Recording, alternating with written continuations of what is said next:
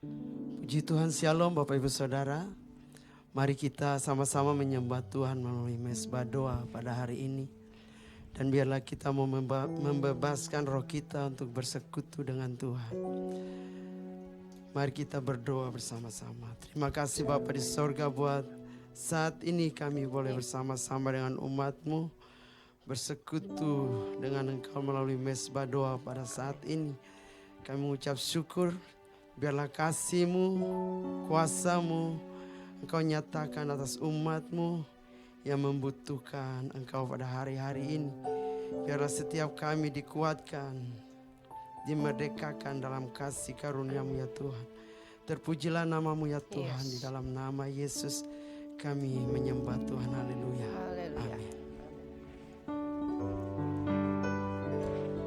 Terima kasih Tuhan.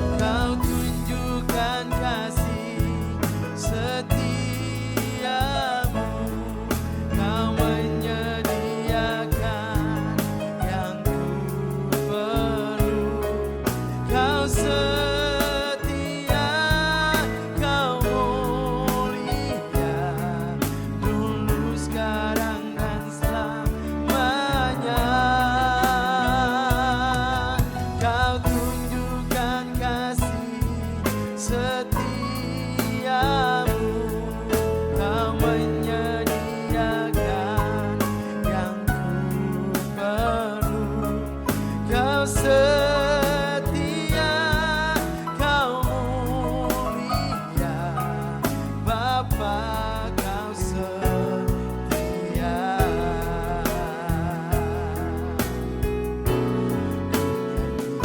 Hosana bagi Rajaku yang duduk di tahta.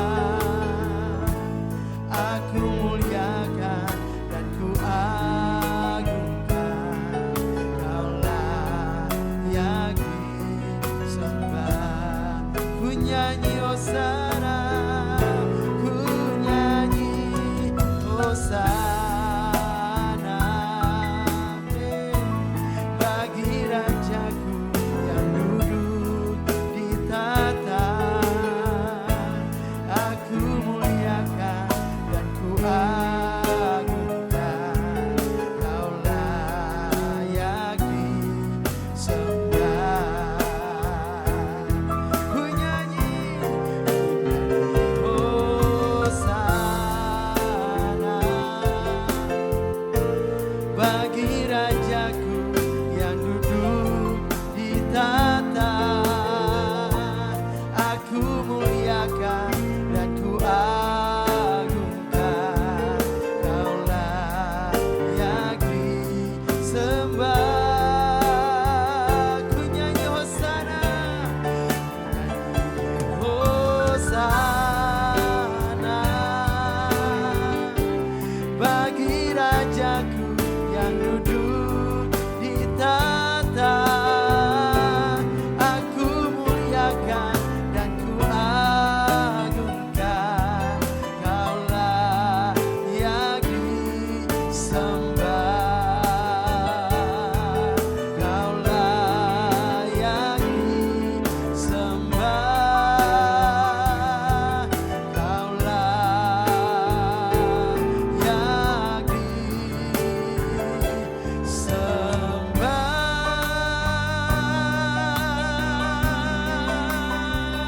Oh,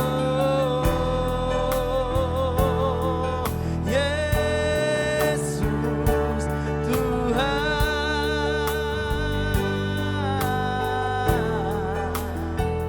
Kaulah yang disembah, Kaulah yang terima pujian.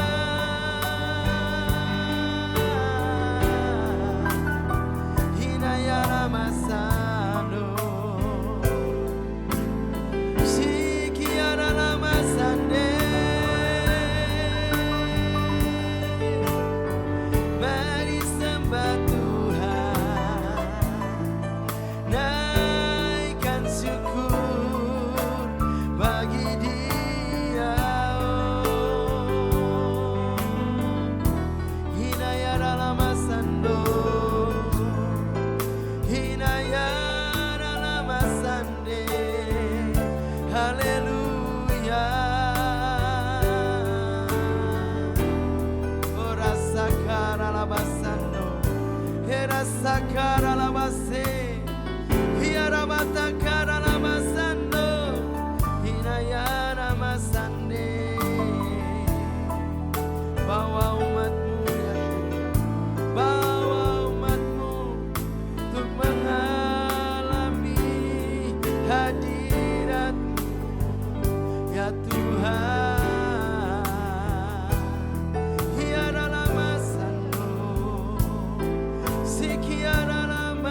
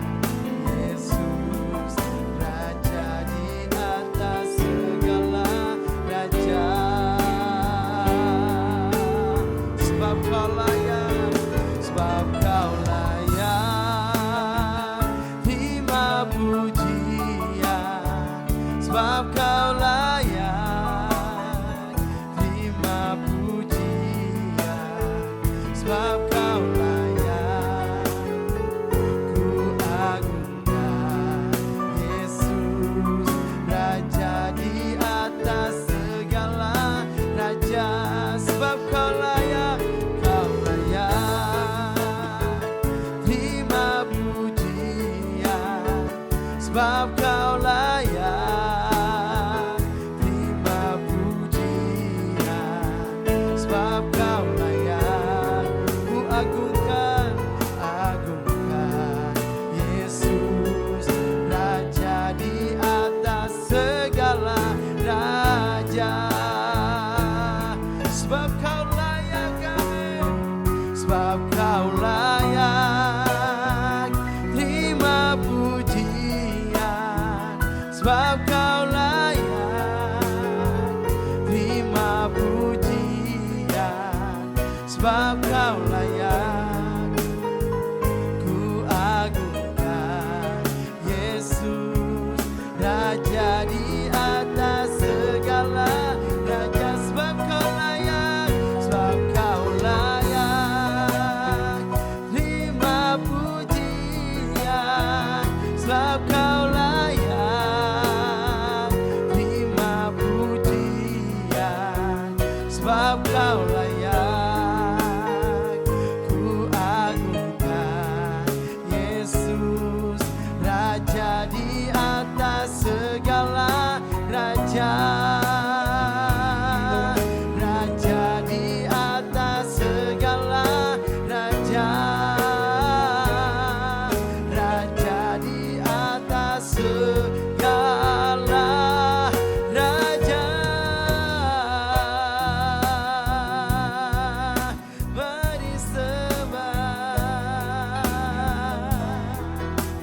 Mari sembah Tuhan sekali lagi. Hinayanamu,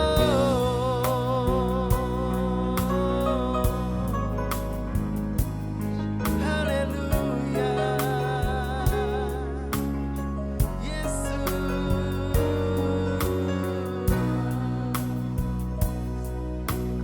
sebab Kau layak terima segala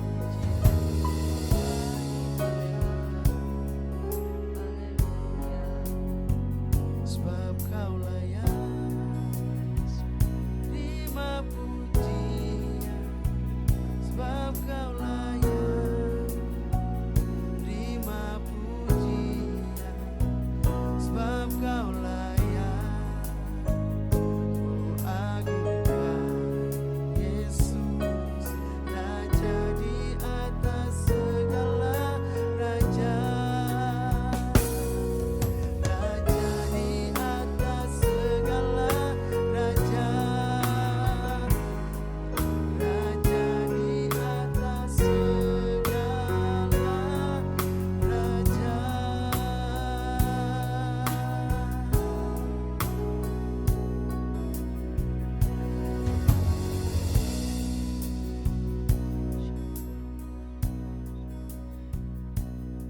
Kami bersyukur Tuhan, karena Engkaulah Allah yang senantiasa ada di dalam kehidupan kami. Allah yang senantiasa memberi kekuatan kepada kami, Allah yang senantiasa mendukung kami Tuhan. Engkau Allah yang melihat segala sesuatu yang terjadi di dalam kehidupan kami. Dan Engkau Allah yang tidak pernah membiarkan kami berjuang sendirian Tuhan. Kami bangga kami punya Allah yang hebat seperti Engkau Tuhan. Allah yang layak ditinggikan, Allah yang layak diagungkan. Oleh karena kasih setiamu yang besar Tuhan, oleh karena kemurahanmu yang besar Tuhan, oleh karena rancanganmu yang indah di dalam kehidupan kami ya Tuhan.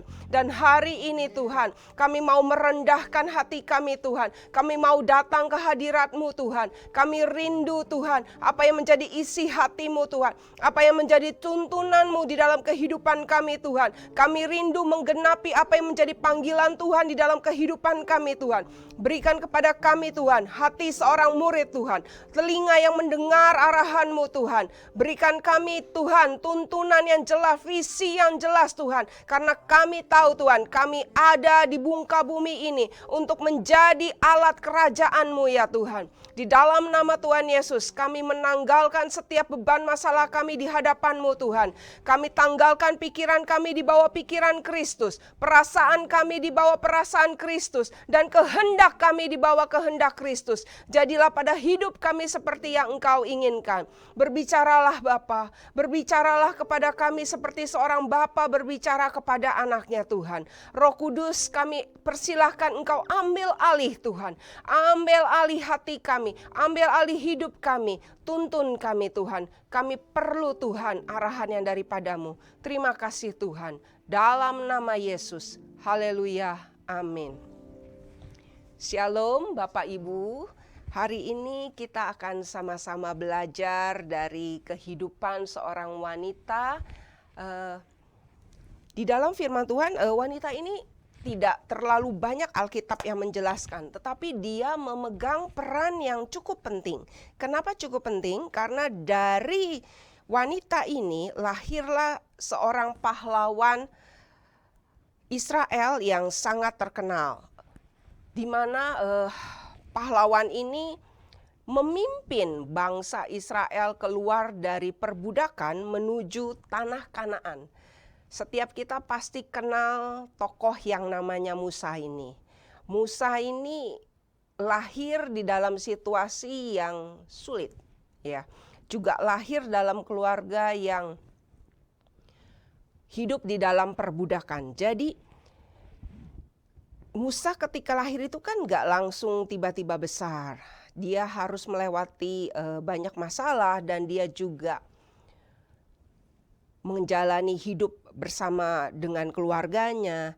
Ada orang-orang di balik kisah Musa ini yang membuat Musa menjadi pahlawan besar.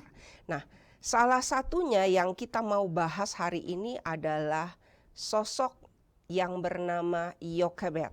Siapa itu Yokebed? Ya, firman Tuhan di dalam Bilangan 26 ayat 59 berkata demikian. Dan istri Amram ialah Yokebed, anak perempuan Lewi yang dilahirkan bagi Lewi di Mesir. Dan bagi Amram perempuan itu melahirkan Harun, Musa dan Miriam, saudara mereka yang perempuan. Keluaran 6 ayat 19 mencatat demikian. Dan Amram mengambil Yokebed, saudara ayahnya menjadi istrinya. Dan perempuan ini melahirkan Harun dan Musa baginya. Umur Amram 137 tahun. Jadi firman Tuhan ini mencatat bahwa orang tua dari Musa itu adalah Amram dan Yokebed, ibunya Yokebed. Nah, Yokebed ini merupakan keturunan dari Lewi. Yang menarik, Yokebed ini lahir di Mesir. Jadi ketika dia lahir, dia sudah dalam kondisi hidup di perbudakan. Ya. Di mana bangsa Israel sedang mengalami penindasan. Dan ketika Musa belum lahir, belum dikandung, Firaun itu mengeluarkan perintah bahwa mulai saat ini setiap anak lelaki dari bangsa Israel yang ketahuan lahir harus dibunuh dengan cara ditenggelamkan ke sungai Nil. Nah, kalau kita lihat Yokebed ini seharusnya dia bisa memilih bahwa dia tidak mau melahirkan Musa. Tetapi kita lihat bagaimana seorang perempuan yang hidup sebagai budak dan tidak terlindungi oleh pemerintahan, hidup di dalam ketidakadilan, sementara dia sudah memiliki 2 orang anak. Dan saya percaya usianya ketika melahirkan dan mengandung Musa itu bukan usia yang muda. Kenapa? Kalau di Alkitab saja mencatat umur Amram ketika mendapatkan Musa 137 tahun, kita bisa membayangkan mungkin kurang lebih umurnya Yokebed juga mendekati angka tersebut, bisa 130. Budaya tradisi Yahudi menceritakan bahwa Yokebed ini ketika mengandung Musa, dia berusia 130.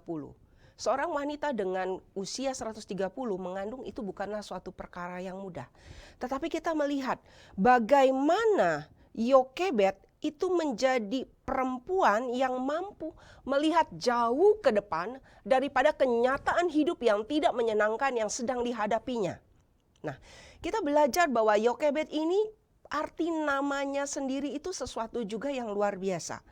Yokebed, arti nama dari Yokebed adalah Yahweh Glory, artinya kemuliaan Tuhan. Kita sama-sama tahu nama itu melambangkan identitas. Siapa Yokebed ini? Yokebed merasa yakin bahwa dia ada di muka bumi ini untuk membawa kemuliaan Tuhan. Seperti nama yang diberikan oleh orang tuanya kepada dia.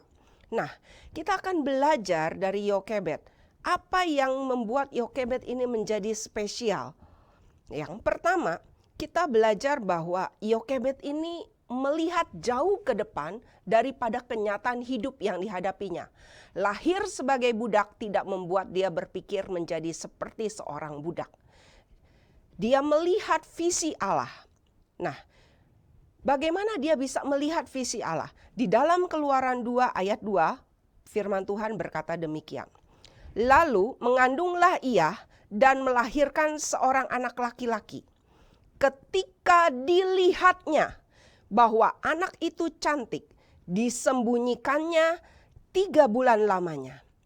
Jadi yang dilihat Yokebed ketika dia melahirkan Musa itu bukan sekedar seorang bayi. Tapi cara pandang dia adalah cara pandang seperti Tuhan melihat ciptaannya.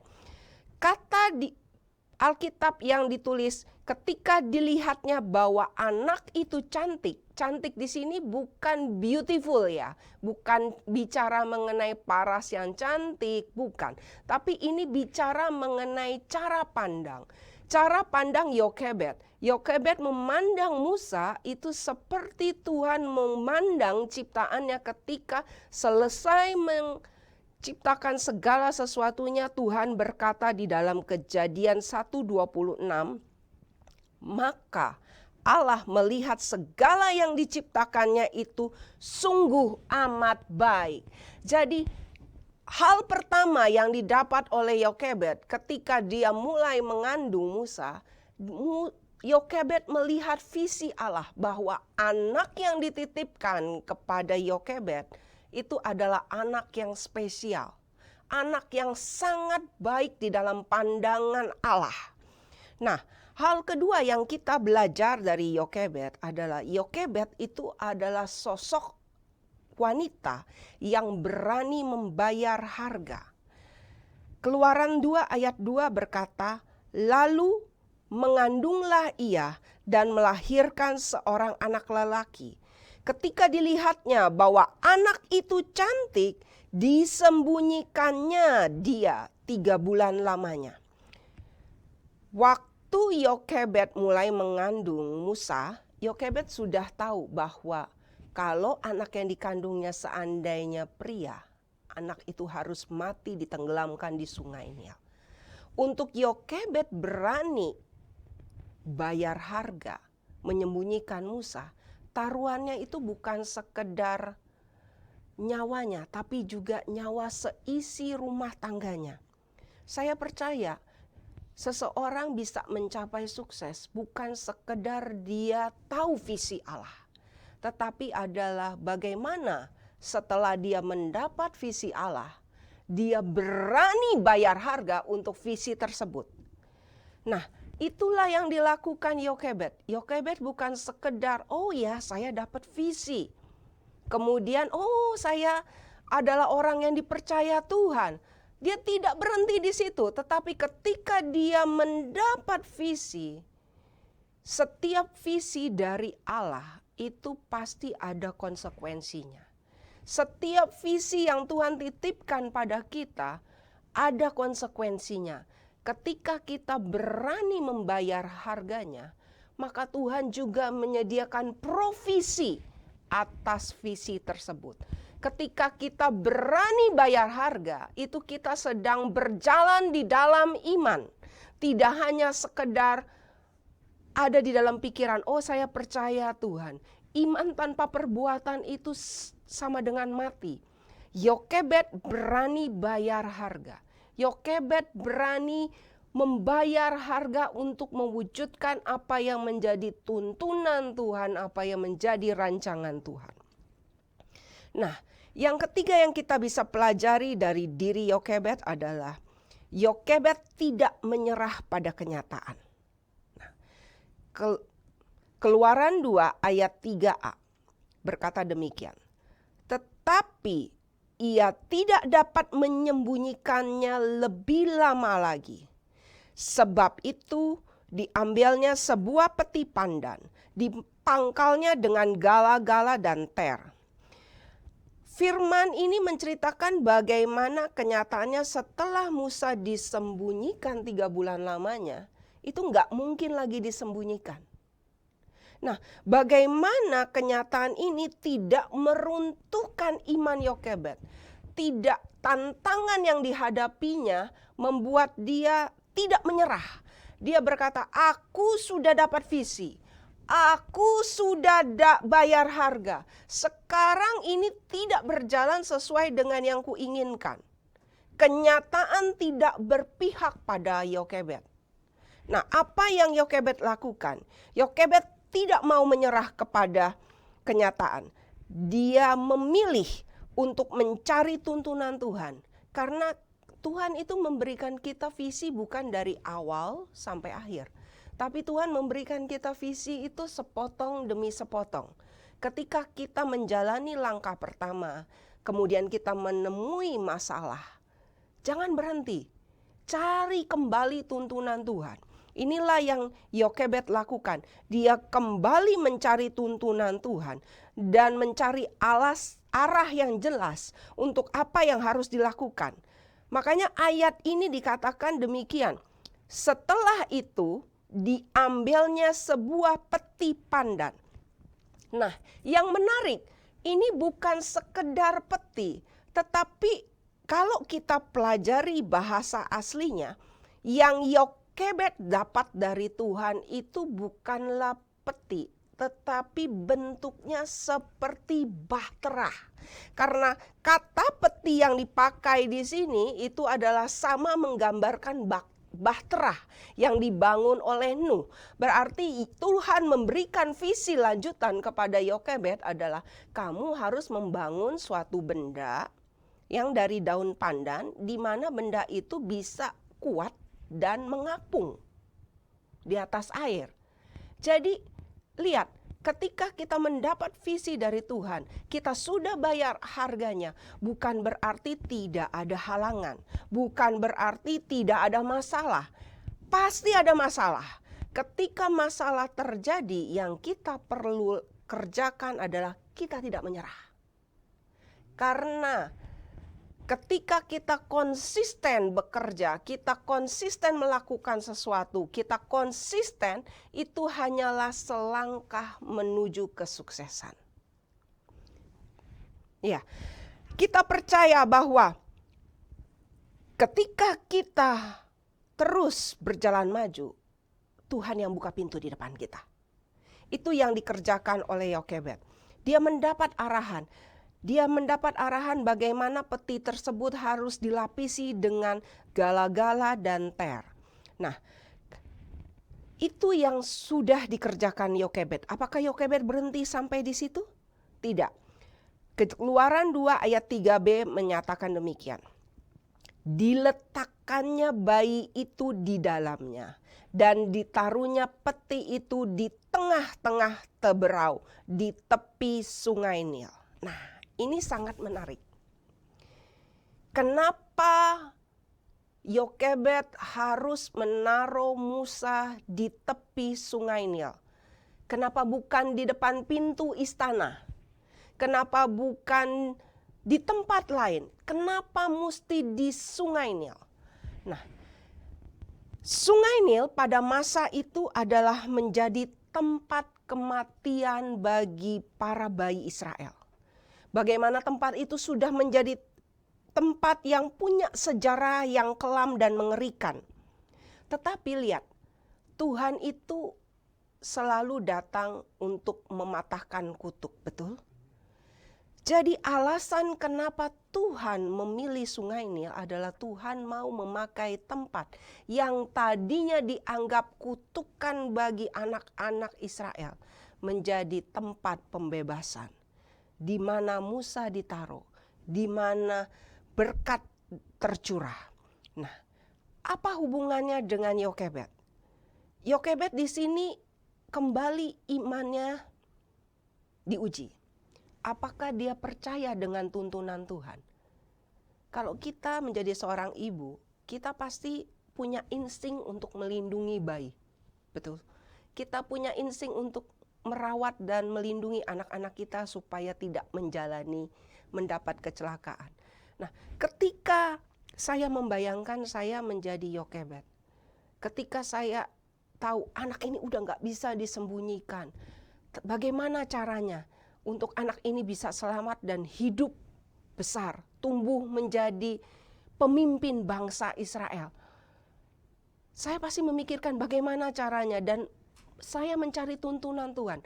Ketika tuntunan itu datang, ketika Tuhan berkata kepada Yokebed, buatlah peti dari pandan dan taruhlah itu di Sungai Nil.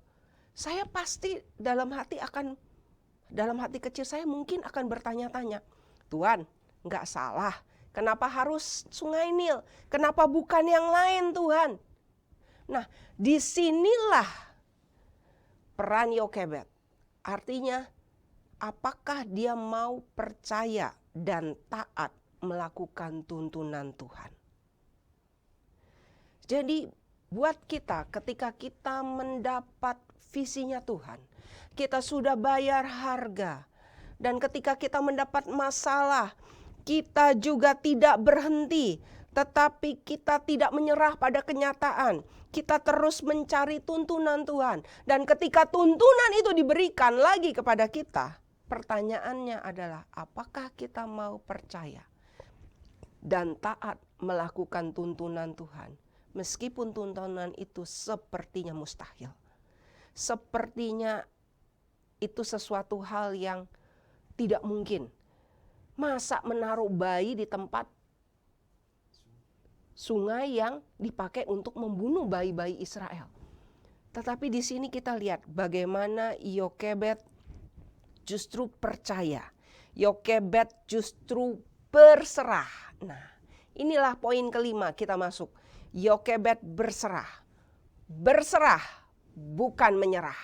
Kenapa? Karena Keluaran 2 ayat 4 berkata, kakaknya perempuan berdiri di tempat yang agak jauh untuk melihat apakah yang akan terjadi dengan Musa. Jadi ketika Yokebed sudah dapat visi, dia membuat peti dan kemudian sudah jelas tempatnya ditaruh di sungai, tepi Sungai Nil. Yokebed melakukan tindakan berserah. Berserah itu beda dengan menyerah. Kalau berserah itu adalah kita surrender. Berserah itu didasari oleh trust, percaya. Yokebed percaya Tuhan itu sanggup menjagai Musa. Yokebed itu percaya Tuhan itu pasti buka jalan. Makanya Yokebed suruh Miriam, anaknya yang perempuan, untuk jangan jauh-jauh dari situ. Kamu berdiri, kamu sembunyi di sini, berdiri di sini, lihat apa yang terjadi pada Musa. Itu merupakan tindakan berserah, bukan tindakan menyerah. Kalau menyerah itu artinya give up, quit. Menyerah itu berhenti berusaha sebelum mencapai tujuan karena sudah merasa putus asa, kehilangan harapan, merasa tidak mampu menghadapi tantangan. Dan energi yang menyertai menyerah itu adalah negatif, kecewa, dan kalah. Tapi lihat, Yokebed bukanlah orang yang menyerah. Kalau dia mau menyerah, dia sudah menyerah dari pertama kali dia melahirkan Musa. Ketika dia tahu bayi ini lelaki, dia pasti menyerah. Dia bilang, sudahlah, mungkin bayi ini gak ada bedanya dengan bayi-bayi Israel lainnya. Dia harus mati tenggelam di sungai Nil. Tapi Yokebed memilih untuk berserah pada Tuhan. Ketika dia dapat visi, dia bayar harganya. Dia berserah pada Tuhan. Ketika dia bayar harganya, itu pun ada tindakan berserah. Dia berkata, Tuhan, kalau memang ini rencana Tuhan untuk merawat anak ini, saya berani bayar harganya. Mungkin satu saat saya ketangkap ketika sedang membesarkan anak ini. Biarlah kalau memang itu harus dibayar dengan nyawa saya dan nyawa keluarga saya berikan pada Tuhan. Nah, kita lihat untuk orang-orang yang berserah dan orang-orang yang percaya kepada Tuhan, Tuhan tidak pernah mengecewakan. Amin, Bapak Ibu. Nah, kita lihat bagaimana Yokebed bisa membesarkan Musa. Kita sama-sama tahu ceritanya. Setelah itu putri Firaun datang mengangkat Musa menjadi anaknya sendiri. Sehingga Musa selama dia masih diizinkan disapih oleh Yokebed. Disapih itu gak lama Bapak Ibu. Disapih itu sekitar 3 tahun. Bayangkan Musa dipelihara oleh orang tuanya sendiri dengan biaya dari putri Firaun. Itu sangat luar biasa, di mana keluarga lain harus banting tulang untuk membiayai hidup anaknya. Ini justru Musa dibiayai oleh pihak lawan, oleh bangsa Mesir untuk menjadi besar. Nah, kita lihat bagaimana hal ini bisa terjadi karena ada seorang wanita. Seorang wanita yang percaya pada visinya Tuhan. Seorang wanita yang berani bayar harga. Seorang wanita yang tetap memilih untuk tidak menyerah pada keadaan. Tidak menyerah pada apa yang dilihat. Tetapi memilih untuk percaya dan taat melakukan apa yang menjadi visinya Tuhan. Nah, hari ini kita sama-sama mengerti bagaimana seorang Musa belajar dari orang tua yang luar biasa. Belajar dari ibu yang luar biasa. Nah, hari-hari ini kita banyak melihat generasi muda kehilangan arah. Generasi muda gak tahu identitas dirinya siapa. Tetapi Yokebed berhasil memberikan identitas diri yang kuat pada Musa. Hanya dalam waktu 3 tahun pemeliharaan hidup dia. Dari usia bayi sampai 3 tahun, Yokebed memberikan segalanya untuk Musa. Memberikan identitas yang tidak tergoyahkan. Bahwa engkau adalah anak dari seorang Lewi. Engkau adalah anak Allah. Engkau lahir di dunia ini dengan satu tujuan. Engkau lahir di dunia ini dengan satu maksud.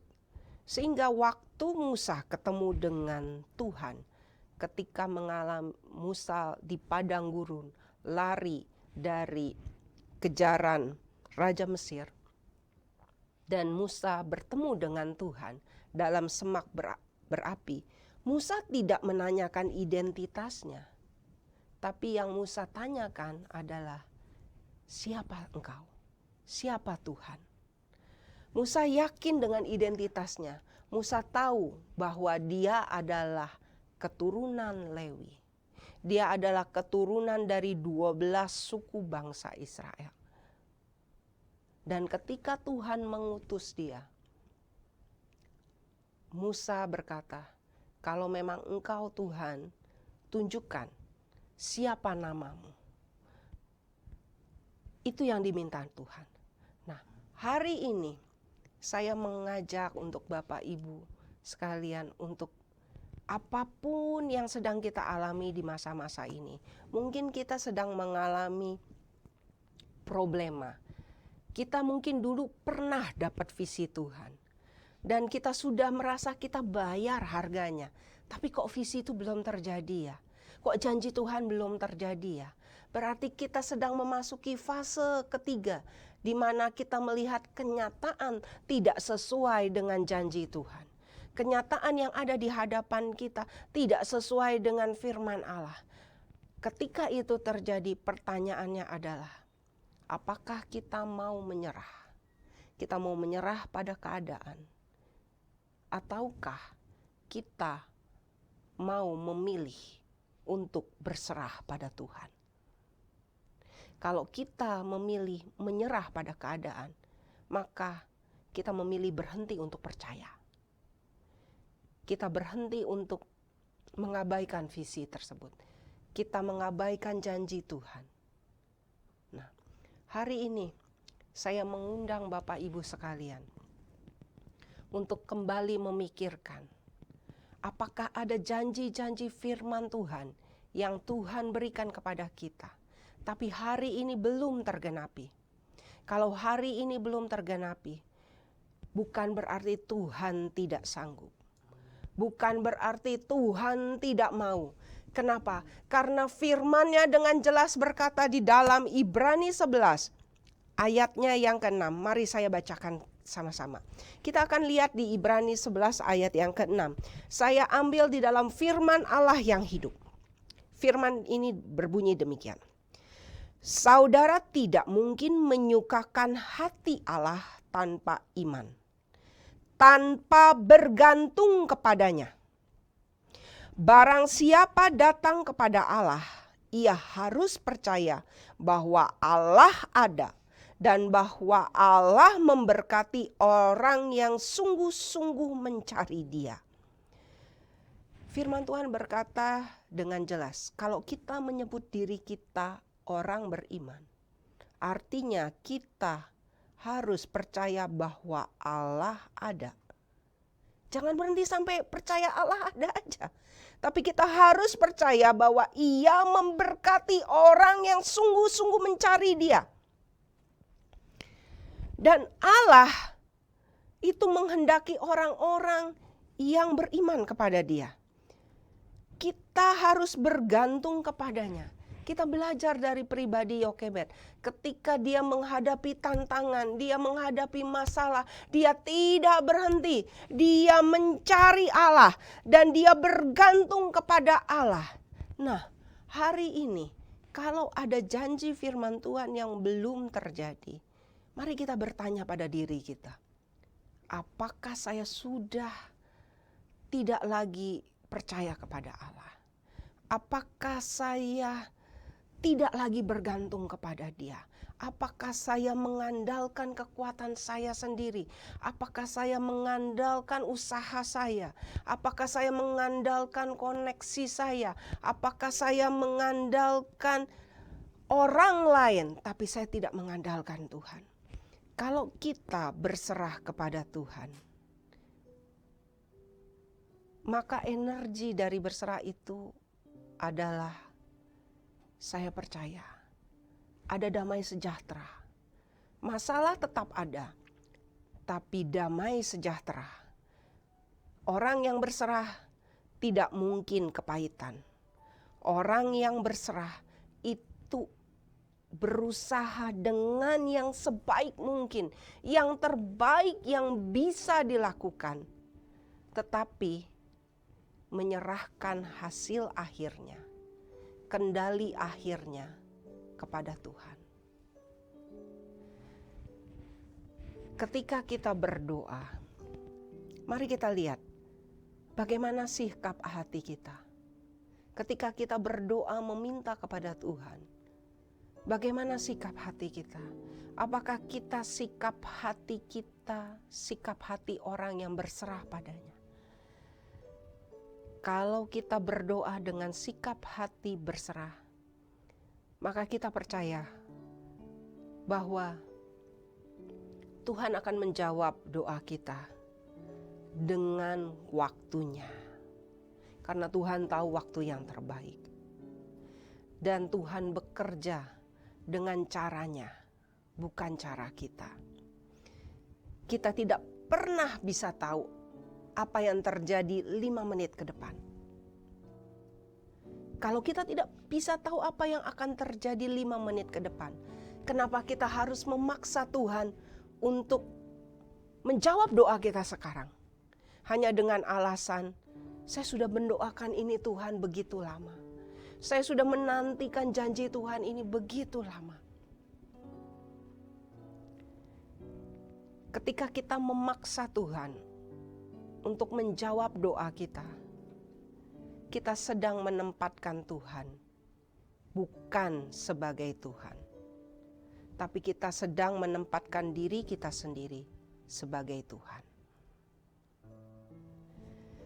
Mari Bapak Ibu, hari ini saya mengajak Bapak Ibu untuk membawa apapun juga yang sedang menjadi pergumulan Bapak Ibu.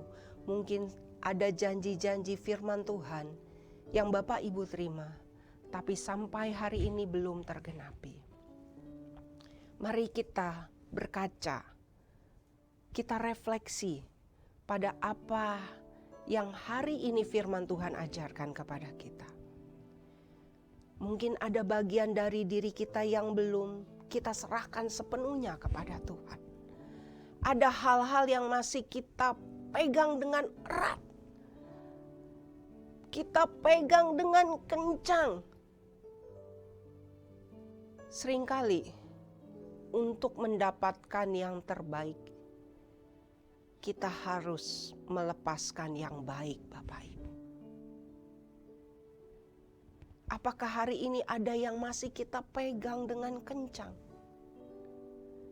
Dan kita tidak mau melepaskannya, menyerahkannya kepada Tuhan.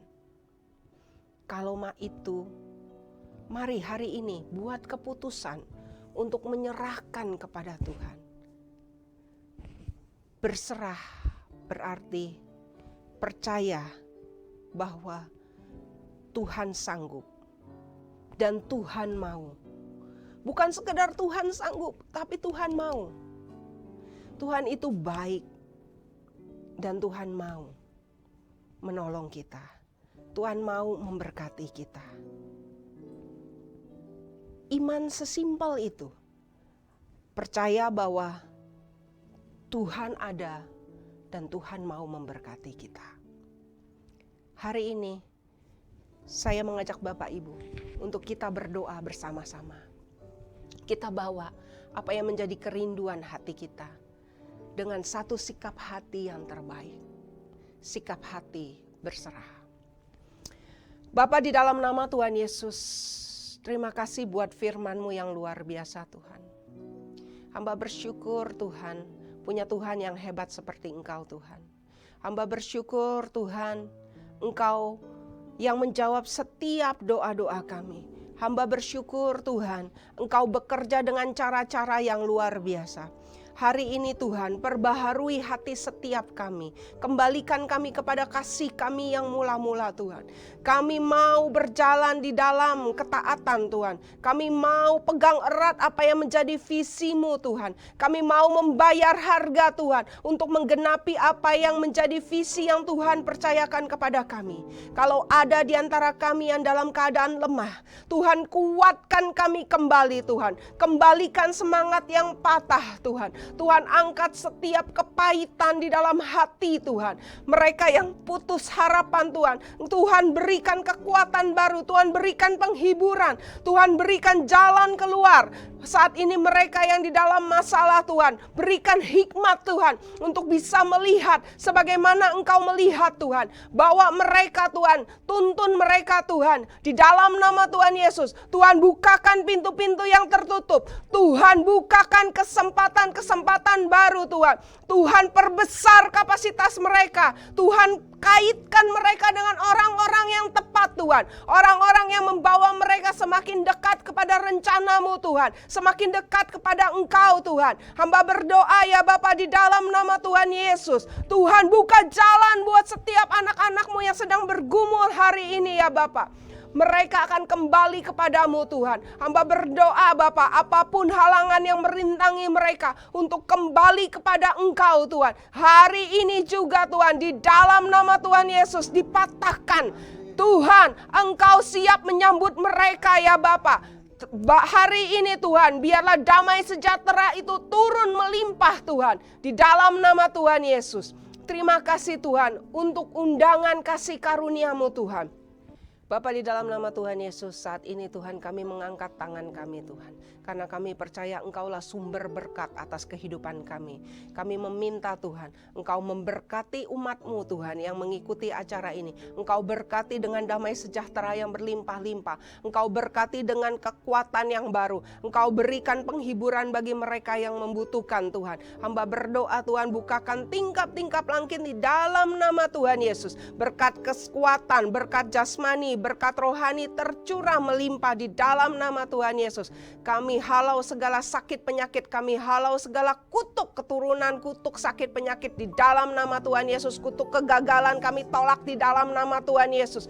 Tuhan, Engkau yang memberkati tangan mereka, apapun yang mereka kerjakan Tuhan buat berhasil di dalam nama Tuhan Yesus. Tuhan, jadikan pikiran mereka terang di dalam nama Tuhan Yesus. Tuhan, berikan hikmat yang luar biasa di dalam nama Tuhan Yesus. Terima kasih ya Bapa. Engkau sungguh baik Tuhan. Terima kasih. Dalam nama Tuhan Yesus kami landaskan doa ini. Haleluya. Amin. Terima kasih Bapak Ibu sekalian untuk sudah menyimak acara ini. Kami rindu Bapak Ibu juga terus bisa setia mengikuti mesbah doa ini. Sampai jumpa di mesbah doa berikutnya. Selamat malam, Tuhan Yesus memberkati.